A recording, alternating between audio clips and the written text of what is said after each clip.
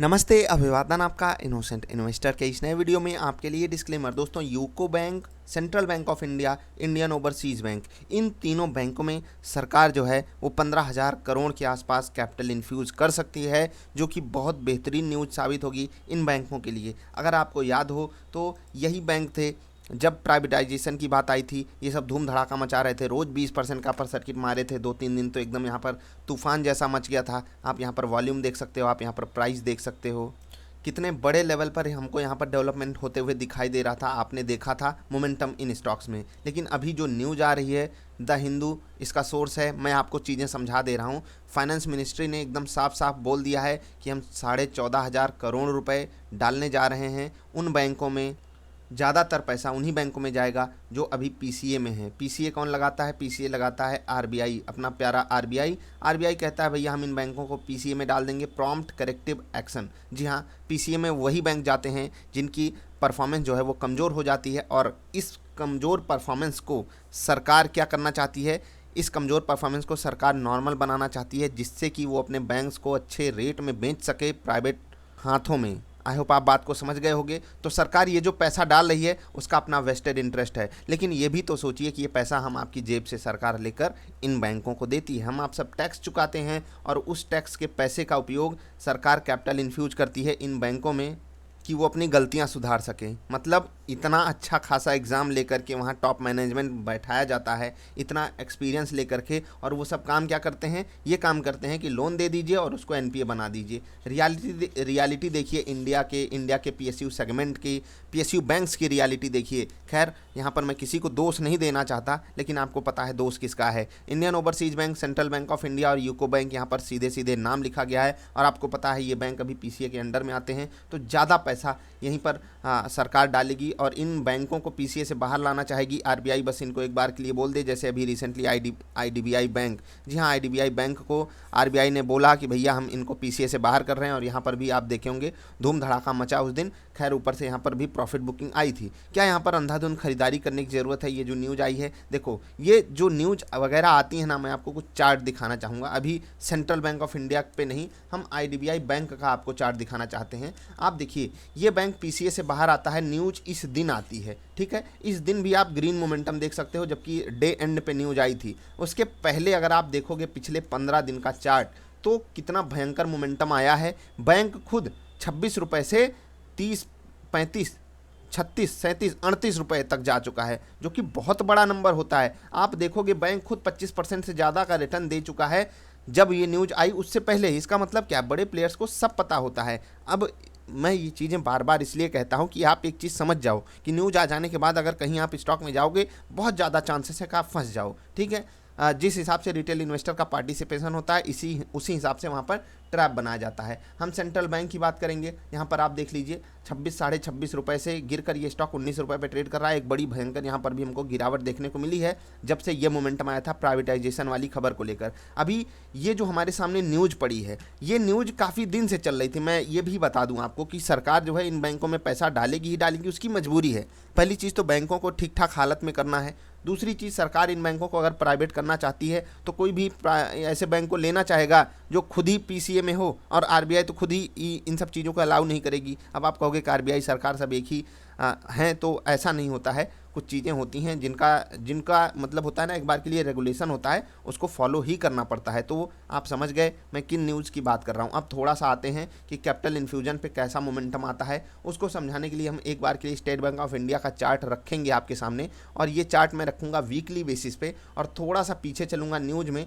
अभी तो हमारे सामने जो यहाँ पर मोमेंटम आया है वीकली बेसिस पे, ये जो कैंडल बनी हुई है, ठीक है, मैं वीकली बेसिस पे नहीं डेली बेसिस पे चलूँगा, तब आप गैप अप देख पाओगे। यहाँ पर ये जो गैप अप आया रिजल्ट के बाद का है, और उसके बाद देखिए स्टेट बैंक ऑफ इंडिया ऊपर के लेवल पे अभी तक एज ऑफ नाउ सर्वाइव कर रहा है। मैं थोड़ा सा पीछे लेकर चलूँगा और एक गैप अप दिखाना चाहूँगा आपको स्टेट बैंक ऑफ इंडिया में। ये गैप अप आप यहाँ पर देख सकते हो एक बार के लिए यहाँ पर, ठीक है। जब सरकार ने पैसा डालने की बात कही थी, 1 मिनट मैं थोड़ा सा और आपको पीछे लेकर चलूँगा, यहाँ पर भी आप देख सकते हो। ये वहाँ पर तो नॉर्मल बात आई थी, यहाँ पर सरकार ने बोला भैया हम पैसा डाल रहे हैं। आप देखिए गैप अप हुआ था, स्टॉक बढ़िया मोमेंटम दिखाया था, ठीक है। तो कुछ ऐसा हो सकता है, लेकिन यहाँ पर सरकार की तरफ से बहुत बड़ा कैपिटल इन्फ्यूजन पूरे के पूरे पीएसयू बैंक्स में डालने की बात हुई थी। यहाँ पर बात हो रही है कि जो बैंक पीसीए के अंडर में है उनमें ज़्यादा पैसा जाएगा, और वहाँ पर मजबूरी किस तरीके की वो मैंने आपको समझा दिया। तो ये जो न्यूज़ है ये पॉजिटिव है, लेकिन क्या ये न्यूज़ अभी अभी हमारे सामने आई है? नहीं, सारी न्यूज़ जो है वो बाज़ार में एज एक्सपेक्टेड टाइप की चीज़ है। तो बहुत ज़्यादा अग्रेसिव नहीं होना है इन बैंकों में। अगर आपको ट्रेड करना ही है, इन्वेस्टमेंट के लिए मैं अभी तक सलाह नहीं देता हूं, और ऐसा भी नहीं है कि आप इन बैंकों को ख़रीद लोगे तो आपको प्राइवेट हो जाने के बाद कोई सोने की खादान मिलेगी। कुछ नहीं मिलने वाला है।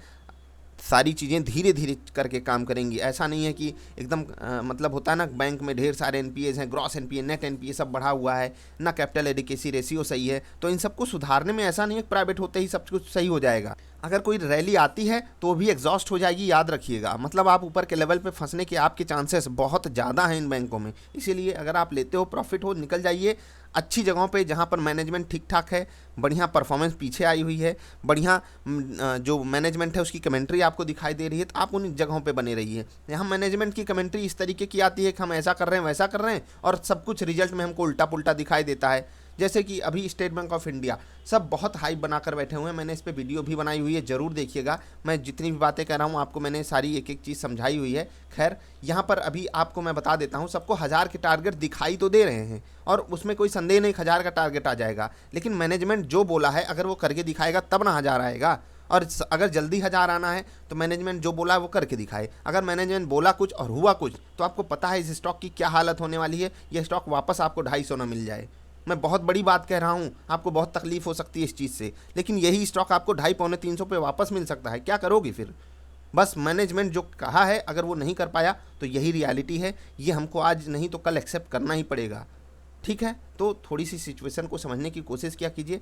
रियल चीज़ों में पैसा लगाइए, रियल बिजनेसेस में पैसा लगाइए जो सच में अच्छे बिजनेसेस करते हैं। जैसे मैं एक बैंक का आपको चार्ट दिखाना चाहूँगा, कोटक महिंद्रा बैंक। ये बैंक जिस हिसाब से डिसीजन लेता है, और ऐसे नहीं कि भारत का सबसे महंगा बैंक है।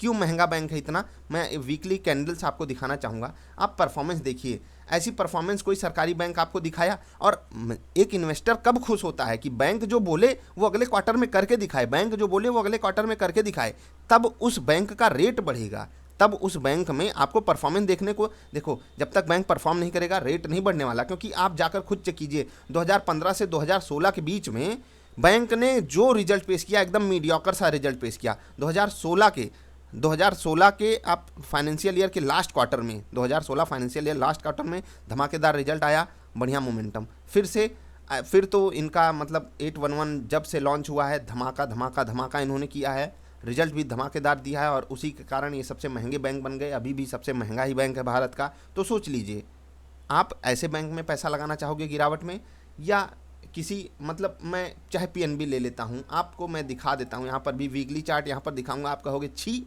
ऐसा कोई स्टॉक चलता है क्या? मतलब कहीं भी जा रहा है, कहीं भी कर रहा है, क्या कर क्या रहा है ये स्टॉक आप देख लीजिए, कहीं भी चल जाता है। और अगर किसी के पास स्टॉक है और मैंने कहा छी आप दिल पे ले लिए, तो मतलब क्या कहें, ये चीज़ मत कीजिएगा। क्योंकि मैं चार्ट को देखकर छी बोल रहा हूँ, स्टॉक को नहीं, कंपनी को नहीं बोल रहा हूँ। मैं चार्ट की पूजा करता हूँ, और चार्ट में जो चीज़ गंदी दिखेगी मैं उसे छी करके बाहर निकालना चाहता हूँ, चाहे आपकी जेब में पड़ा हो, चाहे मेरी जेब में पड़ा हो। अब ये चार्ट हो सकता है कि आगे चल के बहुत सही हो जाए, लेकिन हमको अभी क्या दिखाई दे रहा है? आप एक ऐसा बैंक देख रहे हो जो 250 का रेट मारकर 40 रुपये पे खड़ा है, ठीक है। बैंक की साइज उतनी बड़ी है, बैंक की साइज में कोई गड़बड़ी नहीं है, बैंक की साइज उतनी बड़ी है, सारी चीज़ें वही हैं, बस एनपीए बढ़ता गया, जीएनपीए बढ़ता गया, फ्रॉड होता गया, सारी चीज़ हमारे सामने है। कौन से रेट पे आप खड़े हो पता है आपको? पीएनबी कौन से रेट पे खड़ा है? 2003 2004 के रेट पे खड़ा है। शर्म आनी चाहिए ना ऐसे बैंक के मैनेजमेंट को, लेकिन आपको ख़रीदना यही पीएनबी है। तकलीफ मुझे इसी चीज़ से होती है कि रिटेल इन्वेस्टर को यही पीएनबी खरीदना है जो आज से 15 16 17 18 19 साल पहले वाले रेट पे खड़ा है। मतलब बाज़ार में उस स्टॉक को कोई सम्मान नहीं मिल रहा है, और हम आप पॉकेट भर भर के ये स्टॉक्स भरे पड़े हैं। बहुत लोगों को मेरी बातें बुरी लग जाती हैं, लेकिन मैं आपको यही रियलिटी दिखाना चाहता हूँ कि हम आपको ये स्टॉक खरीदने के लिए कौन मजबूर करता है। जब आपको बताया जाएगा SBI 1000 का टारगेट मारेगा, तो हम सब सोचते हैं PNB 40 का है, ये भी 400 का टारगेट मार सकता है, चलो खरीद लेते हैं। ये सब काम मत कीजिएगा, मैंने आपको ज्ञान ज़्यादा दे दिया। आप ध्यान रख सकते हो, अगर आपके पास आपके नज़र में central bank, Indian overseas bank, इनमें से कोई भी बैंक हो जो PCA से बाहर सरकार लाना चाहती है, तो आप उस पर फोकस रख सकते हो। सही चीज़ों पे फोकस रखोगे ज़्यादा बेटर रहेगा। और रही बात की इन स्टॉक्स में ट्रेड करने की, तो आपकी मर्जी, स्टेट बैंक ऑफ इंडिया खरीदिए, चाहे बैंक ऑफ बड़ौदा खरीदिए, चाहे PNB खरीदिए, चाहे जो भी आपका मन करे वो खरीदते जाइए। अगर आपको यहाँ पर रहना ही है, इन्वेस्टमेंट पर्पज़ से मत रहिएगा, ट्रेडिंग पर्पज़ से रहिएगा। जहाँ आपको अपॉर्चुनिटी दिखाई दे किसी टेक्निकल इंडिकेटर पे, आप वहाँ पर ख़रीदारी कर सकते हो। तो इस खबर को मैं एक बार के लिए अपने देश के लिए एक बार के लिए नेगेटिव ही मानूंगा, इन बैंकों के लिए पॉजिटिव मानूंगा। और आप अगर मतलब सच्चाई पे फोकस करना चाहते हो, तो आप बड़े खुश हो जाओगे कि इन बैंकों को अच्छा किया जा रहा है, प्राइवेट कर दिया जाए, तुरंत का तुरंत कर दिया जाए। इनके एम्प्लॉयज़ धरना दे सकते हैं, जो लोग सरकारी नौकरी की तैयारी कर रहे हैं वो सब खुद धरना देंगे, भैया जब सब प्राइवेट कर दोगे हमको जॉब कहाँ से मिलेगी। भाई एक ये तो कड़वा सच है कि जिसको काम नहीं करना है वो सरकारी नौकरी ढूंढता है, सरकारी एग्ज़ाम की तैयारी वही करता है। एकदम मतलब सोचो कि लड़के यहाँ 5-5 साल तैयारी करते हैं और फिर बोलते हैं कि हमको जो है जॉब नहीं मिल रही है। भाई आपके पास स्किल है ना, जाओ दुनिया में, आप काम करके दिखाओ। शुरुआत ऐसा नहीं है कि कोई चमत्कार कर देगा यहाँ पर। आप भी जब बाजार में रिटर्न कमाते होगे ना, तो अगर मान लो आप 5 लाख लेकर आए हो, तो आप शुरुआत में कितना कमाओगे? हो सकता है कि साल भर में आप 15% 20% कमा लो पहले साल, अगर आप सीख साख के आए हो, नहीं तो गंवाओगे। तो सोचिए। और जब किसी को काम करना चालू करना है, अपनी स्किल्स को अपग्रेड करना है, तो वो कहेंगे भैया हम तो 15,000 की, 20,000 की, 50,000 की नौकरी नहीं करेंगे, हमको सीधे लाख रुपए वाली नौकरी दिलाइए, इस किसी बैंक में घुसा दीजिए, किसी सरकारी संस्थान में घुसा दीजिए, काम ना करना पड़े, बस खाना पड़े, हमको खाना मिल जाए, जेब गर्म हो जाए हमारी। ये गलत बात है और देश इसीलिए बर्बाद है। मैं इस पैसे को इन बैंकों में जाते हुए मुझे तकलीफ़ हो रही है। एक छोटा पैसा नहीं होता 15,000 करोड़। बहुत से ऐसे लोग होंगे जो सरकारी नौकरी कर रहे होंगे, आपको बुरी लग सकती है ये बातें, लेकिन सच्चाई यही है। सरकार की मजबूरी है इन बैंकों में पैसा डालना, वरना ये ख़त्म है। RBI इनको PCA में डाल दिया। सोचिए PCA में आने के बाद बैंक क्या करेगा? वो खुद कबाड़ और कबाड़ बन जाएगा। बहुत चीज़ें उनको रेगुलेट करके चलनी पड़ती हैं। ये भी तो सोचिए PCA में उनको डालने का कारण क्या था? RBI को उनको PCA में क्यों डालना पड़ा? क्योंकि वो किसी कायदे का काम नहीं कर रहे थे, सिर्फ घूसखोरी, सिर्फ फ्रॉड, लोन बांटे जाते हैं ऐसे बैंकों में। किसी का नाम नहीं ले रहा हूँ, आप आसपास जाकर देख लीजिए कैसी परफॉर्मेंस ये लोग देते हैं। कबाड़ खाने से बदतर इनकी हालत होती है। सच्चाई तो ये है। और उसके बाद हम आपका टैक्स लेकर सरकार इनको पैसा देती है। लानत है ऐसे लोगों पे, लानत है ऐसे मैनेजमेंट पे, और लानत है ऐसे किसी भी इंस्टीट्यूशन से जो अपनी इफ़िशियंसी नहीं दिखा सकता। इस देश में टैलेंट की भरमार है, इन बैंकों में भी टैलेंट की भरमार है, उसका सदुपयोग नहीं कर सकता इनका मैनेजमेंट। ये बड़ी गंदी चीज़ लगती है। थोड़ा सा ऑफ टॉपिक हो गया मैं, उसके लिए मैं माफ़ी चाहता हूँ, लेकिन दिल की बात थी, निकल गई। आप सब को अगर बात बुरी लगी हो तो डिसलाइक करके नीचे कारण भी बता सकते हो। बाकी मैं तो चाहूँगा कि आप लाइक कीजिए। हम मिलेंगे फिर से, अभी के लिए इतना ही, नमस्कार।